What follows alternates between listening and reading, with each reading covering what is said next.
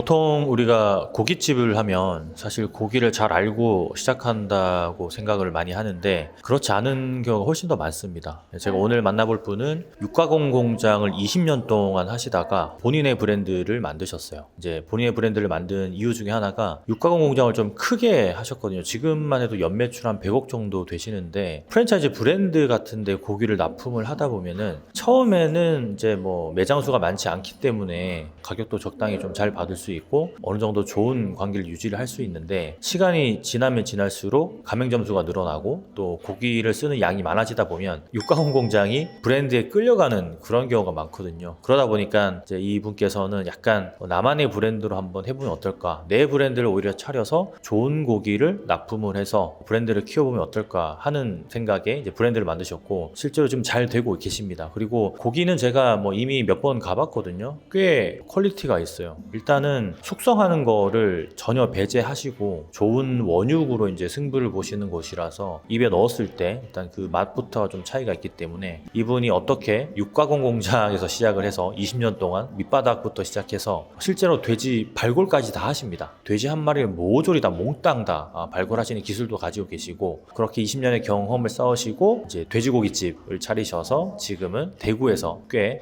인기가 있는 그런 브랜드로 좀 성장을 했습니다. 이분의 좀 노하우를 좀 들어보고 고깃집 하시는 분들이 어떤 부분에서 좀 포인트를 잡아서 비즈니스를 하시면 좋은지에 대해서도 한번 대화를 나눠보겠습니다. 이따가 같이 한번 만나보시죠. 대표님 안녕하세요. 예, 안녕하세요. 대표님 육가공 공장도 운영하신다고 들었거든요. 대표님 짧게 소개 좀 부탁드릴게요. 예, 저는 대구에서 그 다솜포크라고 육가공 공장 운영을 하면서 상군의 돼지구이 식당도 같이 운영하고 이제 사업을 하고 있는 김영상이라고 합니다.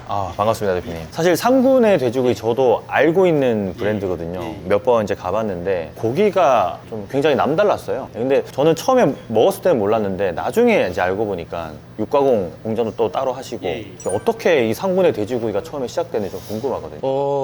제가 이제 그 20대 때부터 이제 육가공 공장에서 발골부터 포장부터 이렇게 배웠었거든요. 그 지인분께서 식당을 하신다 그러셔가지고 삼겹살을 이제 쓰고 싶다 해가지고 이제 그걸 배워서 제가 그거를 이제 한 마리부터 시작을 했어요. 그래가지고 한 마리부터 시작해서 지금은 이제 하루에 100두 정도? 대구에 보면 유명한 고깃집 프랜차이즈들이 좀 많거든요. 많죠. 근데 그 프랜차이즈들을 우리가 이제 시작할 때부터 항상 뒤에서 이제 서포트하는 역할을 항상 했어요. 도매가 이제 주로 이제 하는 역할이었기 때문에 그렇게 이제 식당들하고 협업을 통해 가지고 이제 한 20년 정도 하다 보니까 20년? 네, 20년 정도 하다 보니까 저도 이제 식당을 한번 할 때가 오지 않았나. 제 고기를 제 브랜드에 맞게 딱 쓰면 좋을 것 같다라는 생각이 탁 들더라고요. 그러면 처음에 이제 그 고깃집을 하실 때 일단은 고기는 사실 어떻게 보면 완벽한 상태란 말이죠. 왜냐하면 내가 골라서 내가 어쨌든 납품을 하는 거니까. 그런데 이게 또 장사가 처음부터 좀 쉽진 않잖아요.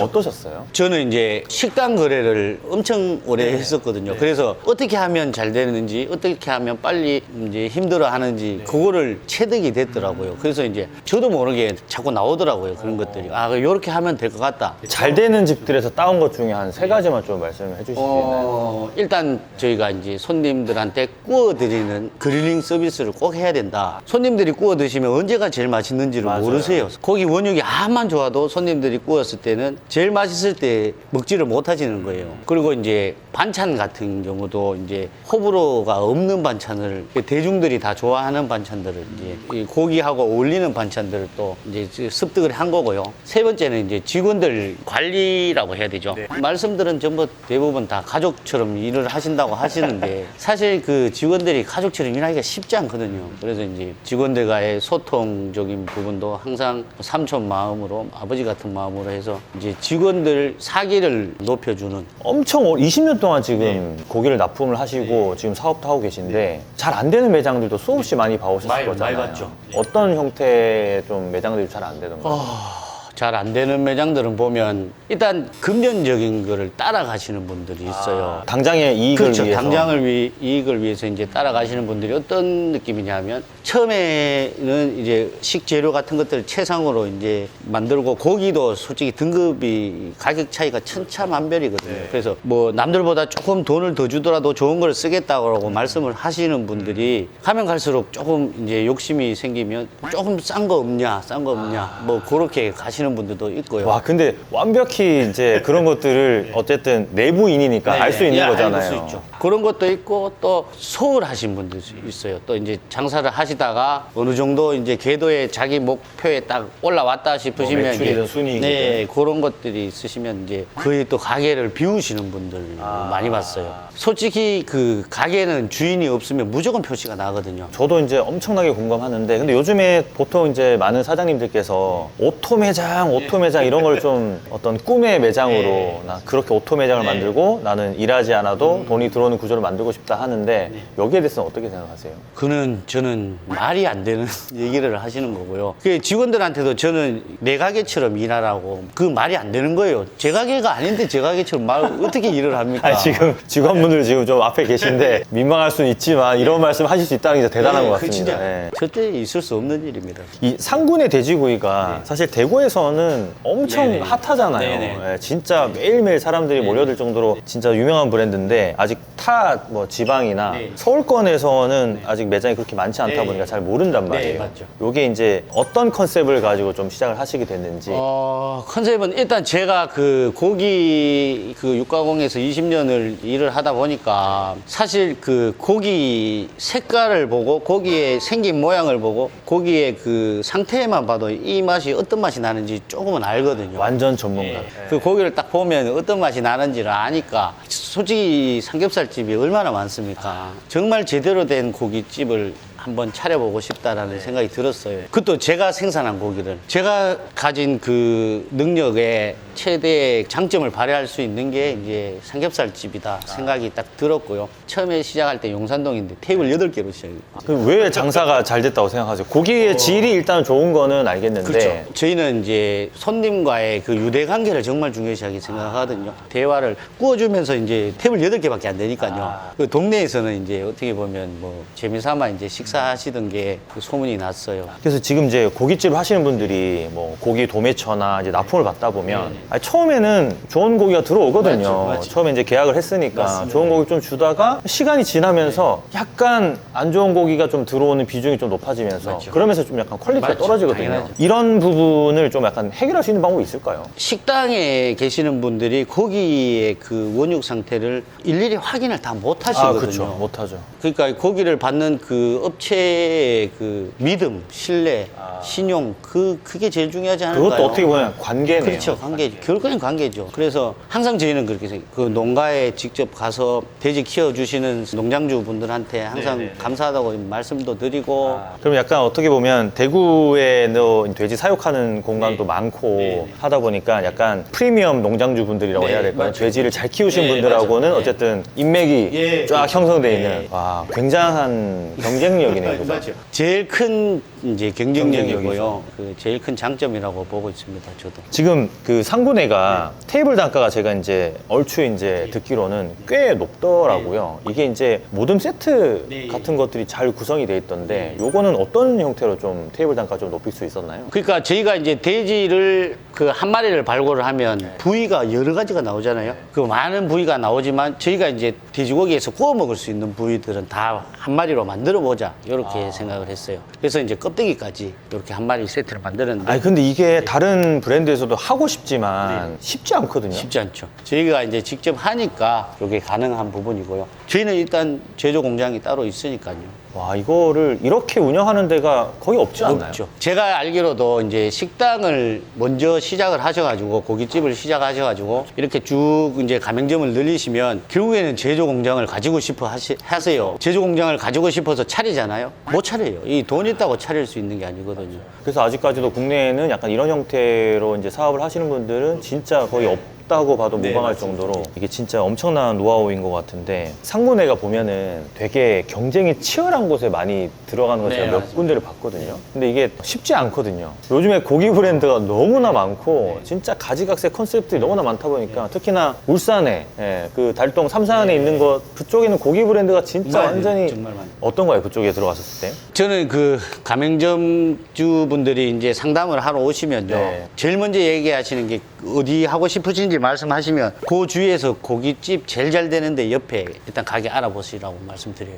아, 싸우려고. 아니 싸우는 게 아니라 경쟁을 제대로 하려고. 아니요 경쟁할 게 아니라 제일 잘 되는 옆에 가면 자동적으로 홍보가 되거든요. 아니, 그래도 약간 그 매장이 밀릴 수가 있잖아요. 절대 밀리지 않는다 생각하죠. 얻은 고깃집을 붙어도 이길 자신이 있어요. 아, 어떻게 보면 아직은 브랜딩이 좀 완벽히 되지 않은, 왜냐면 가맹점수가 아직 많지 않다 보니까 전국적으로 이제 유명하진 않기 때문에 그런데도 불구하고 내가 이길 수 있다. 그 생각을 하게 된 계기가요. 제가 19년도에 이제 상군의 돼지구이를 차리기 전에 서울, 부산, 뭐 유명한 고깃집들은 다 가봤어요. 대기 80번 해가지고 먹어보고 했는데 고기에 대해서 잘 모르시는 게 느껴지더라고요. 이 정도 퀄리티인데도 80번으로 대기로 먹구나. 그러면 아직은 저희가 인지도가 없지만 시간이 걸릴 뿐이지 저희 브랜드의 자신은 항시 있으니까요. 어쨌든 지금까지 나간 가맹점들은 다 보면 성적이 좋더라고요. 성적도 좋고 스코어가 진짜 일반 고깃집들보다는 훨씬 더 좀 월등히 나오고 있는데, 제가 조금 이제 궁금했던 게 가맹점들 이렇게 제가 온라인에서 이렇게 찾아보면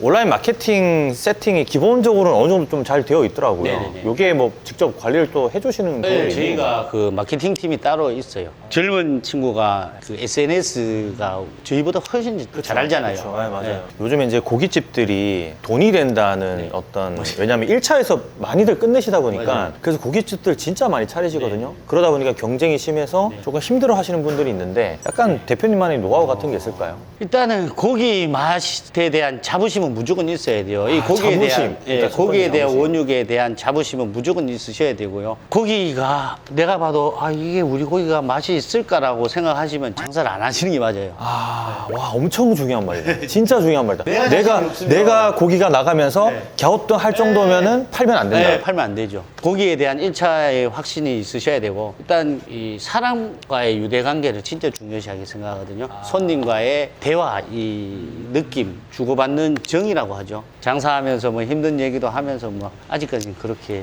하는 게 제일 중요하다고 생각합니다. 저도 이 부분에 굉장히 공감하는데, 이제 요즘에는 사실 뭐 이런 것보다는 어떤 막 기술적인 맞죠. 막 스킬, 보여주는 거. 네, 이런 거에 조금 집중돼 있고, 또 대표님도 그런 경험도 하셨다고 제가 들었거든요.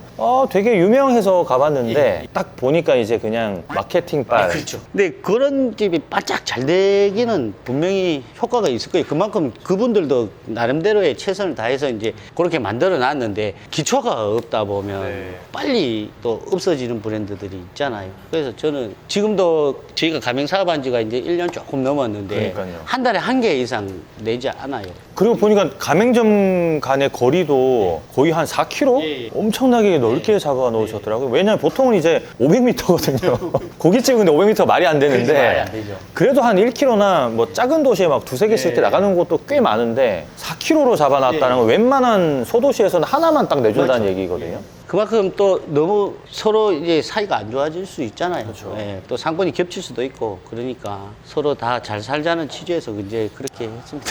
진심으로 약간 사업하시는 게 느껴지는 부분인데, 이 사업하시면서 조금 어려운 점도 있을 것 같은데. 어려운 점이요. 네. 저희 분위기 자체가 조금 젊은 사람들의 이 감성이 있어가지고 네. 점주분들이 다 30대예요. 근데 그분들이 처음에 차리시는 비용이 전 재산이란 말이에요. 아, 그렇죠. 전 재산. 그 전 재산을 투자하시는데 제가 거기에 조금이라도 보탬이 돼야 되는데 조금이라도 이게 안 될까봐 제일 노심초사하죠. 매일매일 어제는 얼마 팔았는지 맨날 그 왜 안 되는지 또 분석해야 되고 뭐 어떤 부분을 또 보완을 해야 되고 약간 물가에 내놓은 자식처럼. 그 전재산을 지켜줘야 되니까.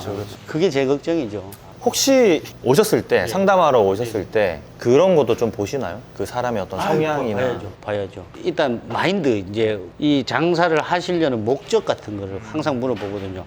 진짜 초반에 말씀 주신 것처럼 오토로 해서 편하게, 난 돈이 있어서 편하게 오토로 해서 그냥 고깃집이 장사가 잘 되더라 지나가다 보니까, 그러면 뭐 돈이 있으면 차리면 뭐 나도 돈 좀 벌겠지 이렇게 생각하시는 분들 들어 계시거든요. 그렇죠, 그렇죠. 그렇지만 저희는 바로 안 된다고 말씀드리죠. 오토로 하실 거면 제대로 매장을 하실 수가 없다고. 힘들다. 예. 그러면 이게 만약에 고깃집 관련해서 내가 창업을 좀 하고 싶은데 뭐 프랜차이즈 상담이 아니고 그냥 조금 개인적으로 궁금한 게 있다. 혹시 뭐 그렇게 상담을 좀 해줄 수 있나요? 해줄 수 있죠. 아, 진짜요? 근데 저희가 이제 고기는 이렇게 반출은 안 됩니다. 아, 우리 브랜드만 납품을 해줄 수 있고. 그러니까 뭐 이론적인 거, 뭐 고기를 어떻게 봐야 되는지, 뭐 어떤 고기를 써야 되는지 이런 것까지는 말씀드릴 수가 있죠. 알겠습니다. 필요하신 분들은 여기 월성 본점에 고기 식사하러 오셨다가 잠깐 물어보시는 것도 도움이 되겠네요. 왜냐하면 그 대표님 같은 분들한테 상담 받는 것도 그쵸. 쉽지 않거든요. 맞습니다. 지금 좀 재밌는 이야기들이 좀 많이 나오고 있는데 마지막으로 장사공포로 채널 시청하시는 분들한테 힘이 될 수 있는 한 말씀 좀 해주신다면.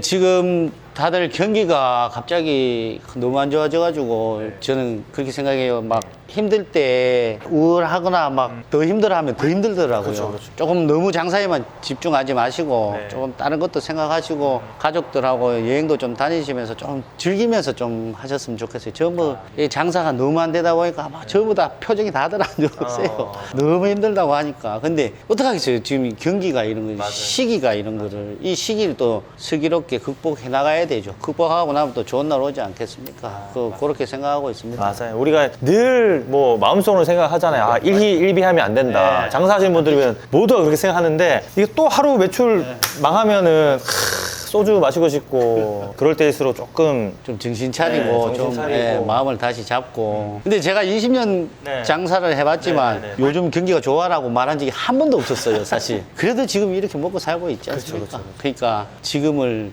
긍정적이게 생각하면서 재밌게 즐겁게 하다 보면 언젠가는 좋은 날이 올 거라는 생각이 들어요. 저도 처음에 20년 전에 돼지 한 마리 작업할 때 내가 100마리 작업해야지 뭐 육감 공장에서 뭐 프랜차이즈 사업해야지라는 생각을 한 번도 해본 적이 없어요. 그냥 오늘 하루 돼지 한 마리 작업하고 요거 배웠구나 하다 보니까 여기까지 온 거죠. 뭐 어떤 목표가 없었어요. 대단하죠. 그러니까 딱 주어진 일을 엄청 열심히 하다 보면 어떤 길이 열리고 저도 그러면서 모르게 이제 벌써 이만큼 와 있다는 거죠. 네, 오늘 너무 좋은 말씀 너무 감사드립니다, 대표님. 어쨌든 저도 이제 알고 있는 브랜드다 보니까 좀 친숙하기도 하고 또 실제로 좀 맛이 진짜 그 고기가 질이 너무나 좋아서 이게 왜 이렇게 좋을 수밖에 없나 좀 찾아보다가 또 이렇게 인터뷰를 하는 거라서 진짜 어쨌든 너무 좋은 내용 감사드립니다, 대표님.